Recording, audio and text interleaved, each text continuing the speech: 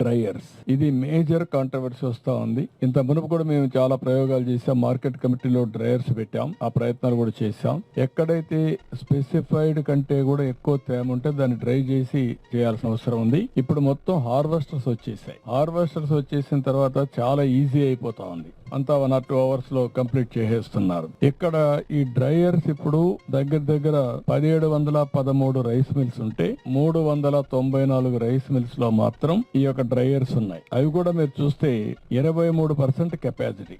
Rice వచ్చే rice లో 23% మాత్రం డ్రై చేసే పరిస్థితి ఉంది. మిగిలిన చేయలేని పరిస్థితి ఉంది. దీన్ని ఏ విధంగా చేయాలి? మొబైల్ డ్రైయర్స్ ఏమైనా వస్తాయా అంటే పొలంలోనే తీసి అక్కడనే చేయడానికి కాదు. హార్వెస్టర్ లోనే దీన్ని ఇంటిగ్రేట్ చేయగలుగుతామా?